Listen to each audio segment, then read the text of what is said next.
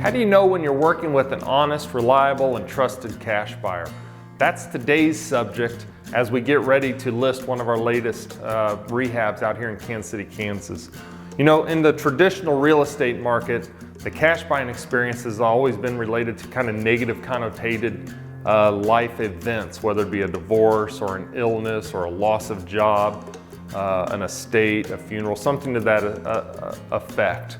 But in today's world, at least for KC Property guys, we are getting more and more calls of people that ultimately just want to consider it as an option because it's easy, it's convenient. So as it becomes more prevalent, as those calls kind of come in, how do you know as a seller whether you're working with an honest and reliable, trusted cash buyer? You know, this particular house that we're in, it's Kansas City, Kansas. It's pre-clean and pre-list. We're getting really ready to probably list it this week. But ultimately, it came through a homeowner that just wanted to consider the option because it was easy. It was a convenience to her. And so that's what we ultimately did. We'll kind of walk through it so you can take a look at it here in just a bit. But how do you as a home seller kind of consider the cash buying experience and qualify it? One of the things that you'll want to look into, there's several, but one of those things is he actual, or is the person or the group an actual cash buyer? Most of the time they're not. You need to be careful of that, and the contract will kind of outline that. Many people in the market of cash buying or investment housing or investing in houses will buy houses with other people's money, which means that they ultimately will put you under contract and then ultimately go out and try to sell the contract. They don't necessarily have the funds to purchase it. They're trying to use other people's money, a C party, and transition that party in to ultimately buy it while they middleman and broker themselves a deal. Many of those can fall through. They're less reliable than a true cash buyer. So you'll want to look into that. What's the experience? What is the experience of the cash buyer? You'll probably want a cash buyer who has been through this multiple times. Is it dozens? Is it 1 year? Is it 5 years? Is it 10 years? The more experience, the better. And you can kind of gauge that by looking at, say, Google. Let Google be your guide. Take a look and see if they have a website. Take a look at their presence. Do they have any reviews? Are they registered with the state of Kansas or the state of Missouri? Do they have a Better Business Bureau file? What's their rating? You can actually do some homework to get an idea of the actual person or group that you're working with. What about proof of funds?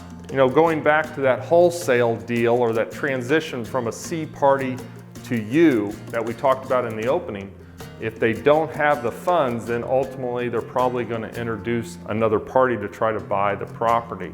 So you can ask for proof of funds. What type of deposit are they putting down? Is it a $500, $100? Are they putting any deposit at all?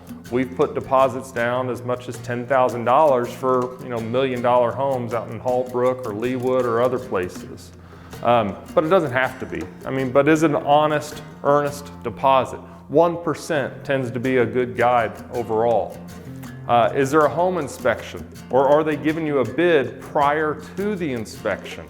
That's a tip-off that most likely things might be too good to be true. When you hear a number and they haven't seen the property, a lot of times they'll bring in an inspector or they'll bring in a realtor and that number begins to dwindle down.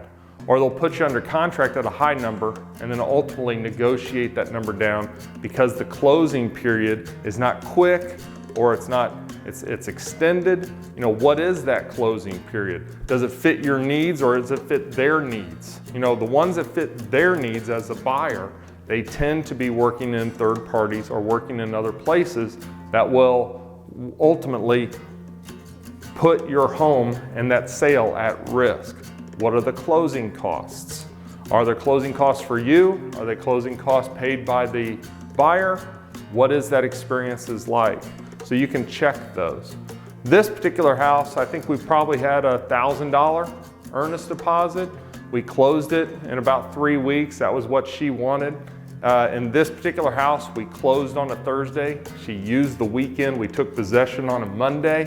She used that weekend to ultimately move.